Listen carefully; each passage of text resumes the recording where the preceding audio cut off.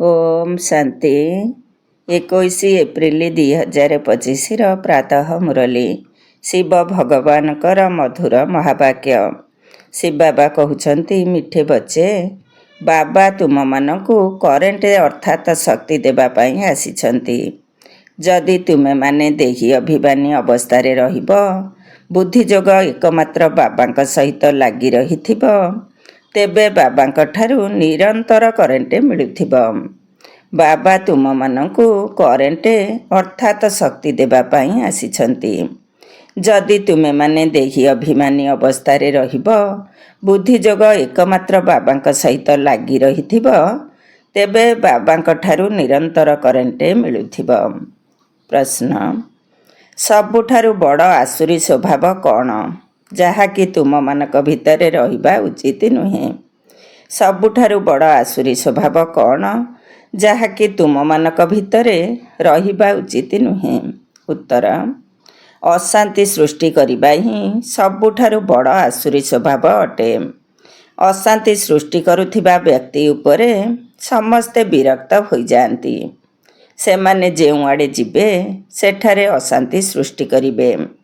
सेथिपाई भगवान ठारू समस्ते शांतिर बर मागुछंती। गीत, यह कहानी है दिए और तूफान की। ओम शांति। बहुत दिनरु दूरेई रहिथिबा मिठा मिठा संतान माने गीतर लाइन शुणिल। यही गीत हेउछि भक्ति मार्गर, तथापि यहाकू ज्ञान रे परिवर्तित करा जाउछि। तुम बिना ये गीत को आउ केही परिवर्तन करि परिबे नाही। तुम मध्यरे पुरुषार्थर कर्म अनुसारे जानि परिबे दीप एवं तोफान कौन। पिला माने जानिछंती आत्मार ज्योति लिभि जाइछि। एबे बाबा आसिछंती ज्योति जाग्रत कराइबा पाई। केही मरिगले दीप जाली थांती, सेथि प्रति बहुत सावधान थांती। भाभी थांती जे दीप लिभिगले आत्मा को अंधार रे जिबाकू पड़िबो, सेथिपाई दीप जलाई थांती। सत्य जुगरे एसबु कथा न थाए। सेठारे समस्ते आलोकरे रहिबे। भोक आदिर कौनसी कथा न थाए। सेठारे भोजन पाई बहुत खाद्य मिलिबो। एठारे घोर अंधकार रहिछि। एहा छी छी दुनिया अटेना। सबु आत्मा मानकर ज्योति लिभि जाइछि। केवल तुम पाई ही बाबा आसुछंती। तुमर ज्योति लिभि जाइछि। एबे करेंट केउठारू मिलिबो? पिला माने जानिछंती करेंट बाबांक ठारू ही मिलिबो। करेंट अधिक हेले बल्ब रे प्रकाश अधिक होई जाए। एबे तुमे बड़ मेसिन रु करेंट नेउछ। देख, बॉम्बे परी सहर रे केते अधिक लोक रहुछंती। तेबे सेठारे केते अधिक करेंट दरकार। निश्चय बहुत बड़ मेसिन रहिथिबो। एहा हेउछि बेहदर कथा। सारा दुनियार आत्मा मानकर ज्योति लिभि जाइछि। तांको करेंट देबाकू हेबो। मूल कथा बाबा बुझाउछंती।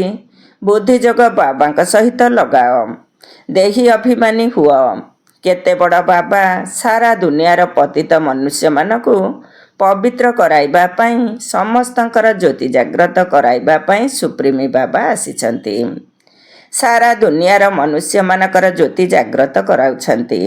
बाबा किए किपरि ज्योति जाग्रत करुछंती ए कथा दुनिया रे केही जानि नाहंती। तांकु ज्योति स्वरूप कुहा जाउछि, पुणी सर्वव्यापी मध्य कहि देउछंती। ज्योति को डाकुछंती काहेकिना समस्तंक ज्योति लिभि जाइछि। अखंड ज्योतिर साक्षात्कार मध्य होई जाए। शास्त्र रे देखाइछंती जे अर्जुन कहिले मु एते तेज सहन करि पारु नाही। बहुत शक्ति रहिछि। यही कथा को एबे तुमे माने ही बुझुछ। समस्तंकु बुझाइबाकू हेबो जे तुमे सबु हेउछ आत्मा। आत्मा माने उपरु एठाकू आसुछंती। प्रथमे आत्मा पवित्र थिबारु सेथिरे करेंट अर्थात शक्ति थाए। आत्मा सत प्रधान थाए। सत्य जुगरे आत्मा माने पवित्र थिले पुणी सेमानकू अपवित्र मध्य हेबाकू पड़िथाए। अपवित्र हेबारु गॉड फादर बा ईश्वर पिता को डाकुछंती जे आसी मुक्त कर, अर्थात दुखरु मुक्त कर। मुक्त करिबा एवं पावन करिबा उभयर अर्थ अलगा। ତେବେ ନିଶ୍ଚୟ କାହା ଦ୍ୱାରା ପତିତ ହୋଇଛନ୍ତି। ସେଥିପାଇଁ କହୁଛନ୍ତି ବାବା ଆସି ମୁକ୍ତ କରି ପବିତ୍ର ମଧ୍ୟ କରାଅ।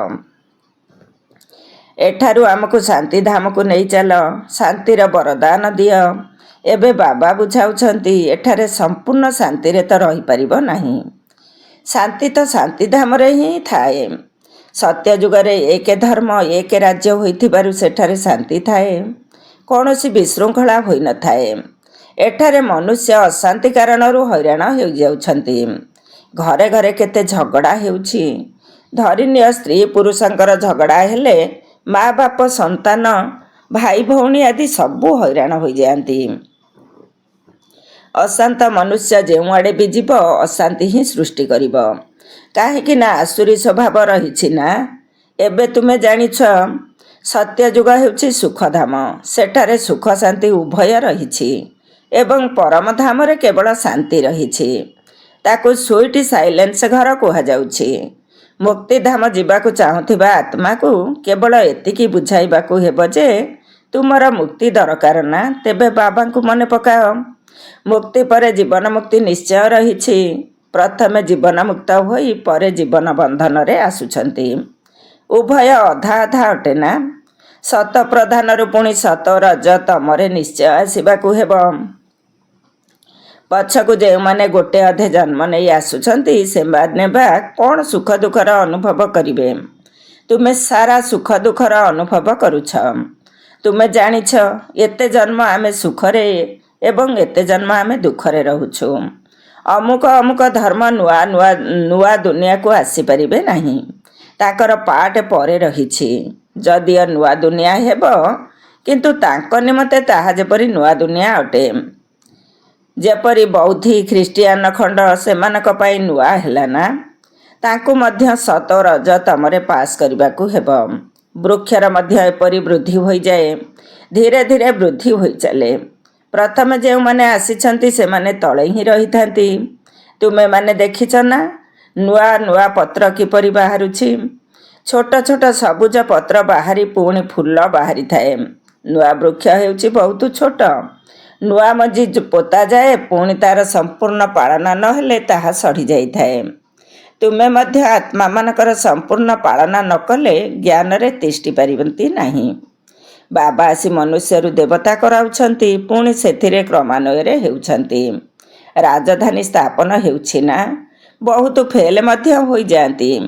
ପିଲାମାନଙ୍କର ଯେପରି ଅବସ୍ଥା ରହିଥାଏ, ବାବାଙ୍କ ଠାରୁ ମଧ୍ୟ ସେହିପରି ସ୍ନେହ ମିଳିଥାଏ। କେତେକ ସନ୍ତାନମାନଙ୍କୁ ଲୋକ ଦେଖାଣିଆ ମଧ୍ୟ ସ୍ନେହ କରିବାକୁ ପଡ଼ିଥାଏ। କେହି କେହି ଲେଖୁଛନ୍ତି ବାବା ଆମେ ଫେଲ୍ ହୋଇଗଲୁ, ପତିତ ହୋଇଗଲୁ, ଏବେ ସେମାନଙ୍କୁ କିଏ ସାହାଯ୍ୟ କରିବ? ସେମାନେ ବାବାଙ୍କ ହୃଦୟରେ ରହିପାରିବେ ନାହିଁ। ପବିତ୍ର ଆତ୍ମାକୁ ହିଁ ବାବା ସମ୍ପତ୍ତି ଦେଇପାରିବେ। ପ୍ରଥମେ ଜଣ ଜଣକ ଠାରୁ ପୁରା ସମାଚାର ପଚାରି ଚାଟ୍ ନେଉଛନ୍ତି। ଯେପରି ଅବସ୍ଥା ସେହିପରି ସ୍ନେହ। ବାହାରୁ ଯଦିଓ ସ୍ନେହ କରୁଛନ୍ତି, ଭିତରେ ଜାଣୁଛନ୍ତି ଇଏ ବିଲକୁଲ ବୁଦ୍ଧୁ, ସେବା କରିପାରିବ ନାହିଁ। ଖିଆଲ ରହୁଛି ନା। ଅଜ୍ଞାନ କାଳରେ ପିଲା ରୋଜଗାର କରୁଥିଲେ, ବାପା ମଧ୍ୟ ବହୁତ ସ୍ନେହରେ ତାଙ୍କ ସହିତ ମିଶିଥାନ୍ତି। କେହି ବେଶୀ ରୋଜଗାର ନ କଲେ ବାବାଙ୍କର ମଧ୍ୟ ଏତେ ସ୍ନେହ ରହିନଥାଏ। ତେଣୁ ଏଠାରେ ମଧ୍ୟ ସେହିପରି ହେଉଛି। ପିଲାମାନେ ବାହାରେ ମଧ୍ୟ ସେବା କରୁଛନ୍ତି ନା। ଯେକୌଣସି ଧର୍ମାବଲମ୍ବୀ ହୋଇଥିଲେ ମଧ୍ୟ ତାଙ୍କୁ ବୁଝାଇବା ଦରକାର। ବାବାଙ୍କୁ ମୁକ୍ତିଦାତା କୁହାଯାଉଛି ନା। ଲିବରେଟର ଏବଂ ଗାଇଡ୍ କିଏ, ତାଙ୍କର ପରିଚୟ ଦେବାକୁ ହେବ। ସୁପ୍ରିମ ଗଡଫାଦର ଆସୁଛନ୍ତି, ସମସ୍ତଙ୍କୁ ମୁକ୍ତ କରୁଛନ୍ତି। ବାବା କହୁଛନ୍ତି ତୁମେ କେତେ ପତିତ ହୋଇଯାଇଛ, ପବିତ୍ରତା ବିଲକୁଲ ନାହିଁ। ଏବେ ମୋତେ ମନେ ପକାଅ। ବାବା ସଦା ପବିତ୍ର ଅଟନ୍ତି। ବାକି ସମସ୍ତେ ପବିତ୍ରରୁ ଅପବିତ୍ର ନିଶ୍ଚିତ ହେଉଛନ୍ତି। ପୁନର୍ଜନ୍ମ ନେଇ ନେଇ ଓହ୍ଲାଇ ଚାଲିଛନ୍ତି। ବର୍ତ୍ତମାନ ସମସ୍ତେ ପତିତ। ତେଣୁ ବାବା ରାୟ ଦେଉଛନ୍ତି ପିଲାମାନେ ତୁମେ ମୋତେ ମନେ ପକାଇଲେ ପାବନ ହୋଇଯିବ। ଏବେ ମୃତ୍ୟୁ ସମ୍ମୁଖରେ ଦଣ୍ଡାୟମାନ। ପୁରୁଣା ଦୁନିଆ ଏବେ ସମାପ୍ତ ହେବ। କିନ୍ତୁ ମାୟାର ଆଡ଼ମ୍ବର ରହିଥିବାରୁ ମନୁଷ୍ୟ ଭାବୁଛନ୍ତି ଏହା ହିଁ ସ୍ୱର୍ଗ। ଉଡ଼ାଜାହାଜ, ବିଜୁଳି ଆଦି କ'ଣ କ'ଣ ରହିଛି, ଏସବୁ ହେଉଛି ମାୟାର ଆଡ଼ମ୍ବର। ଏସବୁ ବର୍ତ୍ତମାନ ଶେଷ ହୋଇଯିବ। ଏହି ବିଜୁଳି ଆଦି ସ୍ୱର୍ଗରେ ତ ଥାଏ। ବର୍ତ୍ତମାନ ଏସବୁ କିପରି ସ୍ୱର୍ଗକୁ ଯିବ?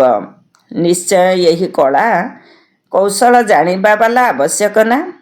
ତୁମ ପାଖକୁ ବହୁତ ଭଲ ଭଲ କାରିଗରମାନେ ମଧ୍ୟ ଆସିବେ। ସେମାନେ ରାଜଗଦିରେ ବସିବେ ନାହିଁ, ତଥାପି ମଧ୍ୟ ତୁମର ପ୍ରଜା ହେବେ। ଭଲ ଭଲ ଇଞ୍ଜିନିୟର ଓ କାରିଗର ଆସିବେ। ଏହି ଫେସନ ବାହାରୁ ବିଲାତରୁ ଆସୁଛି। ତେଣୁ ବାହାର ଲୋକଙ୍କୁ ମଧ୍ୟ ତୁମକୁ ଶିବ ବାବାଙ୍କର ପରିଚୟ ଦେବାକୁ ହେବ। ସେମାନଙ୍କୁ କୁହ, ବାବାଙ୍କୁ ମନେ ପକାଅ। ତୁମକୁ ମଧ୍ୟ ଯୋଗରେ ରହିବା ପାଇଁ ବହୁତ ପୁରୁଷାର୍ଥ କରିବାକୁ ହେବ। ଏଥିରେ ହିଁ ମାୟାର ବହୁତ ତୋଫାନ ଆସୁଛି। ବାବା କହୁଛନ୍ତି କେବଳ ମୋତେ ମନେ ପକାଅ। ତେବେ ଏହା ଭଲ କଥା ନା? ଖ୍ରୀଷ୍ଟ ମଧ୍ୟ ତାଙ୍କର ରଚନା ଅଟନ୍ତି। ରଚୟିତା ସୁପ୍ରିମ ସୋଲ କେବଳ ଜଣେ ହିଁ ଅଟନ୍ତି। ବାକି ସବୁ ହେଉଛନ୍ତି ରଚନା। ବର୍ଷା ରଚୟିତାଙ୍କ ଠାରୁ ହିଁ ମିଳେ। ଏହିପରି ଯେଉଁ ଭଲ ଭଲ ପଏଣ୍ଟସ୍ ବାହାରିଛି ତାକୁ ନୋଟ କରିବା ଦରକାର। ବାବାଙ୍କର ମୁଖ୍ୟ କର୍ତ୍ତବ୍ୟ ହେଉଛି ସମସ୍ତଙ୍କୁ ଦୁଃଖରୁ ମୁକ୍ତ କରିବା। ସେ ସୁଖଧାମ ଏବଂ ଶାନ୍ତିଧାମର ଗେଟ୍ ଖୋଲୁଛନ୍ତି। ତାଙ୍କୁ କହୁଛନ୍ତି, ହେ ମୁକ୍ତିଦାତା, ଦୁଃଖରୁ ମୁକ୍ତ କରି ଆମକୁ ଶାନ୍ତିଧାମ ସୁଖଧାମକୁ ନେଇ ଚାଲ। ଯେବେ ଏଠାରେ ସୁଖଧାମ ଥାଏ, ତେବେ ବାକି ଆତ୍ମାମାନେ ଶାନ୍ତିଧାମରେ ରହିଥାନ୍ତି। ସ୍ୱର୍ଗର ଗେଟ୍ ବାବା ହିଁ ଖୋଲିବେ। ନୂଆ ଦୁନିଆ ପାଇଁ ଗୋଟିଏ ଗେଟ୍ ଖୋଲିବ, ଅନ୍ୟଟି ଶାନ୍ତିଧାମ ପାଇଁ। ଯେଉଁ ଆତ୍ମାମାନେ ଅପବିତ୍ର ହୋଇଯାଇଛନ୍ତି ତାଙ୍କୁ ବାବା ଶ୍ରୀମତ ଦେଉଛନ୍ତି। ନିଜକୁ ଆତ୍ମା ମନେ କର ଏବଂ ମୋତେ ସ୍ମରଣ କର, ତେବେ ତୁମର ପାପ କଟିଯିବ। ଯେଉଁମାନେ ପୁରୁଷାର୍ଥ କରିବେ ନିଜ ଧର୍ମରେ ଉଚ୍ଚ ପଦ ପାଇବେ। ପୁରୁଷାର୍ଥ ନ କଲେ କମ୍ ପଦ ପାଇବେ। ଭଲ ଭଲ ପଏଣ୍ଟସ୍ ନୋଟ୍ କରିଲେ ଠିକ୍ ସମୟରେ କାମରେ ଆସିବ। କୁହ, ଶିବ ବାବାଙ୍କର କାର୍ଯ୍ୟକୁ ଆମେ ଜଣାଇଦେଲୁ। ତେବେ ମନୁଷ୍ୟ କହିବେ, ଏମାନେ ପୁଣି କିଏ, ଯିଏକି ଗଡ଼ଫାଦର ଶିବଙ୍କର କର୍ତ୍ତବ୍ୟ ବିଷୟରେ ଆମକୁ ଜଣାଉଛନ୍ତି? କୁହ, ତୁମେ ଆତ୍ମା ରୂପରେ ସମସ୍ତେ ଭାଇ ଭାଇ। ପୁଣି ପ୍ରଜାପିତା ବ୍ରହ୍ମାଙ୍କ ଦ୍ୱାରା ରଚନା ହେଉଥିବାରୁ ଏବେ ଭାଇ ଭଉଣୀ ହେଉଛ। ଗଡ଼ଫାଦର ଯାହାଙ୍କୁ ଲିବରେଟର ଗାଇଡ଼ କହୁଛନ୍ତି, ତାଙ୍କର କାର୍ଯ୍ୟ ଆମେ ତୁମକୁ ବତାଉଛୁ।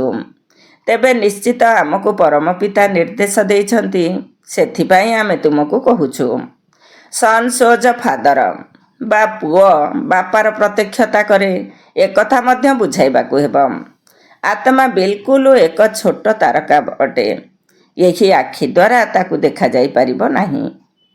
ଦିବ୍ୟ ଦୃଷ୍ଟି ଦ୍ୱାରା କେବଳ ସାକ୍ଷାତକାର ହୋଇପାରିବ। କିନ୍ତୁ ସୂକ୍ଷ୍ମ ବିନ୍ଦୁ ହୋଇଥିବା କାରଣରୁ ଦେଖିଲେ ମଧ୍ୟ କୌଣସି ଫାଇଦା ହେବ ନାହିଁ। ବାବା ମଧ୍ୟ ଏହିପରି ବିନ୍ଦୁ, ତାଙ୍କୁ ପରମାତ୍ମା କୁହାଯାଉଛି। ଆତ୍ମା ଦେଖିବାକୁ ଏକା ସଦୃଶ୍ୟ, କିନ୍ତୁ ସେ ହେଲେ ସୁପ୍ରିମ, ଜ୍ଞାନର ଭଣ୍ଡାର, ଆନନ୍ଦର ଭଣ୍ଡାର, ମୁକ୍ତିଦାତା ଏବଂ ପଥ ପ୍ରଦର୍ଶକ। ତାଙ୍କର ବହୁତ ମହିମା କରିବାକୁ ପଡ଼ିବ। ନିଶ୍ଚୟ ବାବାଙ୍କୁ ଆସିବାକୁ ପଡ଼େ, ତେବେ ଯାଇ ସାଥିରେ ନେଇଯିବେ ନା? ସିଏ ଏଠାକୁ ଆସିଲେ ହିଁ ଜ୍ଞାନ ଦେବେ ନା? ବାବା ହିଁ କହୁଛନ୍ତି, ଆତ୍ମା ଏତେ ଛୋଟ, ମୁଁ ମଧ୍ୟ ସେହିପରି ଅଟେ। ବାବା ଜ୍ଞାନ ମଧ୍ୟ ନିଶ୍ଚୟ କାହା ଶରୀରରେ ପ୍ରବେଶ କରି ହିଁ ଦେବେ। ଭ୍ରୁକୁଟି ମଧ୍ୟରେ ଏହାଙ୍କ ଆତ୍ମାର ପାଖରେ ଆସି ବସିବି। ମୋ ପାଖରେ ଶକ୍ତି ଅଛି, ମୋତେ ଶରୀର ମିଳିଗଲା, ତେଣୁ ମୁଁ ଏହାର ମାଲିକ ହୋଇଗଲି। ଏହି ଶରୀର ଦ୍ୱାରା ବସି ତୁମମାନଙ୍କୁ ବୁଝାଉଛି। ଏହାକୁ ଆଦମ ମଧ୍ୟ କୁହାଯାଉଛି। ଆଦମ ହେଉଛନ୍ତି ବିଶ୍ୱର ପ୍ରଥମ ମନୁଷ୍ୟ। ମନୁଷ୍ୟମାନଙ୍କର ବଂଶ ରହିଛି ନା? ଇଏ ମାତା ପିତା ମଧ୍ୟ ଅଟନ୍ତି। ଏହାଙ୍କ ଦ୍ୱାରା ରଚନା ହେଉଛି। ପୁରୁଣା ହେଲେ ମଧ୍ୟ ପୋଷ୍ୟ କରୁଛନ୍ତି। ନଚେତ ବ୍ରହ୍ମା କେଉଁଠାରୁ ଆସିଲେ? ବ୍ରହ୍ମାଙ୍କ ପିତାଙ୍କ ନାମ କେହି କୁହନ୍ତୁ। ବ୍ରହ୍ମା, ବିଷ୍ଣୁ, ଶଙ୍କର, ଏମାନେ କାହାର ରଚନା ତ ହୋଇଥିବେ ନା? ରଚୟିତା ହେଉଛନ୍ତି ଜଣେ। ବାବା ବ୍ରହ୍ମାକୁ ପୋଷ୍ୟ କରିଛନ୍ତି। ଛୋଟ ପିଲା ବସି ଶୁଣାଇଲେ କହିବେ, ଏହା ହେଉଛି ବହୁତ ଶ୍ରେଷ୍ଠ ଜ୍ଞାନ। ଯେଉଁ ସନ୍ତାନମାନଙ୍କର ଭଲ ଧାରଣା ହୋଇଥାଏ, ସେ ବହୁତ ଖୁସିରେ ରୁହନ୍ତି, ଆଦୌ ହାଇ ମାରନ୍ତି ନାହିଁ। କିନ୍ତୁ ଯଦି ନ ବୁଝିପାରିବେ, ତେବେ ହାଇ ମାରିବେ। ଏଠାରେ ତୁମକୁ କେବେ ହାଇ ଆସିବା ଉଚିତ ନୁହେଁ। ରୋଜଗାର ସମୟରେ କେବେ ହାଇ ଆସିନଥାଏ। ଗ୍ରାହକ ନଥିଲେ, ଧନ୍ଦା ଥଣ୍ଡା ହେଲେ ହାଇ ଆସିଥାଏ। ସେହିପରି ଏଠାରେ ମଧ୍ୟ ଧାରଣା ହେଉନାହିଁ। କେହି ତ ବିଲକୁଲ ବୁଝୁନାହାନ୍ତି। କାହିଁକି ନା ଦେହ ଅଭିମାନ ରହିଛି। ସେମାନେ ଦେହୀ ଅଭିମାନୀ ହୋଇ ବସିପାରିବେ ନାହିଁ। କୌଣସି ନା କୌଣସି ବାହାର କଥା ମନେ ପଡ଼ିବ। ପଏଣ୍ଟସ୍ ଆଦି ମଧ୍ୟ ନୋଟ୍ କରିପାରିବେ ନାହିଁ। ତୀକ୍ଷ୍ଣ ବୁଦ୍ଧିଯୁକ୍ତ ଆତ୍ମା ତୁରନ୍ତ ନୋଟ୍ କରିବେ ଏବଂ ପଏଣ୍ଟସ୍ ବହୁତ ଭଲ। ଏହି ପଏଣ୍ଟସ୍ ବହୁତ ଭଲ। ଛାତ୍ରମାନଙ୍କର ଚଳନୀ ଶିକ୍ଷକ ଦେଖିଥାନ୍ତି ନା। ସେନ୍ସିବୁଲ୍ ଅର୍ଥାତ୍ ବୁଦ୍ଧିମାନ ଶିକ୍ଷକଙ୍କର ନଜର ସବୁଆଡ଼େ ଯାଇଥାଏ। ସେଥିପାଇଁ ହିଁ ପାଠପଢ଼ାର ପ୍ରମାଣପତ୍ର ଦେଉଛନ୍ତି। ମାନର୍ସ ଅର୍ଥାତ୍ ଚାଲିଚଳନର ପ୍ରମାଣପତ୍ର ବାହାର କରୁଛନ୍ତି। କେତେ ଅନୁପସ୍ଥିତ ରହୁଛନ୍ତି ତାକୁ ମଧ୍ୟ ବାହାର କରୁଛନ୍ତି। କିନ୍ତୁ ଏଠାରେ ଉପସ୍ଥିତ ରହି ମଧ୍ୟ କିଛି ବି ବୁଝୁନାହାନ୍ତି। ଧାରଣା ହେଉନାହିଁ। କେହି କହୁଛନ୍ତି ମାନ୍ଦା ବୁଦ୍ଧି ଅଟେ, ଧାରଣା ହେଉନାହିଁ। ଏହା ମଧ୍ୟ ତୁମର କର୍ମର ହିସାବ କିତାବ। କେବଳ ବାବା ପୁରୁଷାର୍ଥ କରାଉଛନ୍ତି, କିନ୍ତୁ ଯଦି ଭାଗ୍ୟରେ ନଥିବ ତେବେ କ'ଣ କରିବେ? ସ୍କୁଲରେ ମଧ୍ୟ କେହି ପାସ୍ କେହି ଫେଲ୍ ହୋଇଥାନ୍ତି। ଏହା ହେଉଛି ବେହଦର ପାଠପଢ଼ା, ଯାହାକୁ ବେହଦର ବାବା ପଢ଼ାଉଛନ୍ତି। ଅନ୍ୟ ଧର୍ମାବଲମ୍ବୀମାନେ ଗୀତାର କଥା ବୁଝିବେ ନାହିଁ। ତେଣୁ ସ୍ଥାନ ଦେଖି ବୁଝାଇବାକୁ ପଡ଼ୁଛି। ପ୍ରଥମେ ସର୍ବୋଚ୍ଚ ବାବାଙ୍କର ପରିଚୟ ଦେବାକୁ ପଡ଼ୁଛି। ସେ କିପରି ଲିବରେଟର ଗାଇଡ଼ ଅଟନ୍ତି। ସ୍ୱର୍ଗରେ ଏହିସବୁ ବିକାର ରହିବ ନାହିଁ। ବର୍ତ୍ତମାନ ଏହାକୁ ଶୈତାନୀ ରାଜ୍ୟ କୁହାଯାଉଛି। ଏହା ପୁରୁଣା ଦୁନିଆ ନା। ଏହାକୁ ଗୋଲ୍ଡେନ୍ ବା ସୁବର୍ଣ୍ଣ ଦୁନିଆ କୁହାଯିବ ନାହିଁ। ନୂଆ ଦୁନିଆ ଥିଲା, ଏବେ ପୁରୁଣା ହୋଇଯାଇଛି। ପିଲାମାନଙ୍କ ମଧ୍ୟରେ ଯାହାଙ୍କର ସେବାର ସଉକ ରହିଛି, ତେବେ ସେମାନେ ପଏଣ୍ଟସ୍ ନୋଟ୍ କରିବା ଦରକାର। ଆଚ୍ଛା, ମିଠା ମିଠା ଶିଖିଲଧେ ସନ୍ତାନମାନଙ୍କ ପ୍ରତି ମାତା ପିତା ବାପ ଦାଦାଙ୍କର ମଧୁର ସ୍ନେହସମ୍ପନ୍ନ ଶୁଭେଚ୍ଛା ଏବଂ ସୁପ୍ରଭାତ। ଆତ୍ମିକ ପିତାଙ୍କର ଆତ୍ମିକ ସନ୍ତାନମାନଙ୍କୁ ନମସ୍ତେ। ଆମ ଆତ୍ମିକ ସନ୍ତାନମାନଙ୍କର ଆତ୍ମିକ ମାତା ପିତା ବାପ ଦାଦାଙ୍କୁ ନମସ୍ତେ ନମସ୍ତେ ଏବଂ ସୁପ୍ରଭାତ। ଧାରଣା ପାଇଁ ମୁଖ୍ୟ ସାର। 1 ନମ୍ବର, ପାଠପଢ଼ା ଆଧାରରେ ବହୁତ ରୋଜଗାର ହୋଇଥାଏ। ସେଥିପାଇଁ ଖୁସି ଖୁସିରେ ଏହି ରୋଜଗାର କରିବାକୁ ହେବ। ପାଠପଢ଼ା ସମୟରେ କେବେ ବି ହାଇ ଅର୍ଥାତ୍ ଆଳସ୍ୟ ଆଦି ନ ଆସୁ ଏବଂ ବୁଦ୍ଧିଯୋଗ ଏଣେତେଣେ ନ ଯାଉ। ଏଥିପ୍ରତି ଧ୍ୟାନ ଦେବାକୁ ହେବ। ଜ୍ଞାନର ପଏଣ୍ଟ ଗୁଡ଼ିକୁ ଖାତାରେ ଲେଖିବା ସହିତ ସେଗୁଡ଼ିକୁ ଧାରଣା କରିଚାଲ। 2 ନମ୍ବର, ପବିତ୍ର ହୋଇ ବାବାଙ୍କ ହୃଦୟର ସ୍ନେହ ପାଇବାର ଅଧିକାରୀ ହେବାକୁ ପଡ଼ିବ। ଈଶ୍ୱରୀୟ ସେବାରେ ପ୍ରବୀଣ ହେବାକୁ ପଡ଼ିବ। ନିଜେ ଭଲ ରୋଜଗାର କରିବା ସହିତ ଅନ୍ୟମାନଙ୍କୁ ମଧ୍ୟ କରାଇବାକୁ ହେବ। ବରଦାନ, ମରଯିବା ଜନ୍ମର ସ୍ମୃତି ଦ୍ୱାରା ସର୍ବ କର୍ମବନ୍ଧନ ଗୁଡ଼ିକୁ ସମାପ୍ତ କରୁଥିବା କର୍ମଯୋଗୀ ହୁଅ। ମରଯିବା ଜନ୍ମର ସ୍ମୃତି ଦ୍ୱାରା ସର୍ବ କର୍ମବନ୍ଧନ ଗୁଡ଼ିକୁ ସମାପ୍ତ କରୁଥିବା କର୍ମଯୋଗୀ ହୁଅ। ଡିଟେଲ୍ସ, ତୁମମାନଙ୍କର ବର୍ତ୍ତମାନର ଏହି ମରଯିବା ଦିବ୍ୟ ଜନ୍ମ କର୍ମବନ୍ଧନୀ ଜନ୍ମ ନୁହେଁ, କର୍ମଯୋଗୀ ଜନ୍ମ ଅଟେ। ଏହି ଅଲୌକିକ ଦିବ୍ୟ ଜନ୍ମରେ ବ୍ରାହ୍ମଣ ଆତ୍ମା ସ୍ୱତନ୍ତ୍ର ଅଟେ, ପରତନ୍ତ୍ର ନୁହେଁ। ଏହି ଦେହ ମଧ୍ୟ ତୁମକୁ ଉଦ୍ଧାର ସୂତ୍ରରେ ମିଳିଛି। ସାରା ବିଶ୍ୱରେ ସେବା କରିବା ପାଇଁ ପୁରୁଣା ଶରୀରରେ ଶକ୍ତି ଭରି ବାବା ଏହାକୁ ଚଲାଉଛନ୍ତି। ତେଣୁ ସବୁ ଦାୟିତ୍ୱ ବାବାଙ୍କର ଅଟେ, ତୁମର ନୁହେଁ। ବାବା ତୁମକୁ ନିର୍ଦ୍ଦେଶ ଦେଉଛନ୍ତି ଯେ କର୍ମ କର, ତୁମେ ସ୍ୱତନ୍ତ୍ର ଅଟ, ଚଲାଇଲା ବାଲା ଚଲାଉଛନ୍ତି।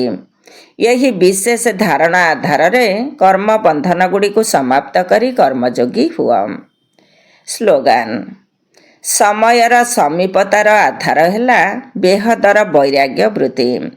ସମୟର ସମୀପତାର ଆଧାର ହେଲା ବେହଦର ବୈରାଗ୍ୟ ବୃତ୍ତି। ଓମ୍ ଶାନ୍ତି।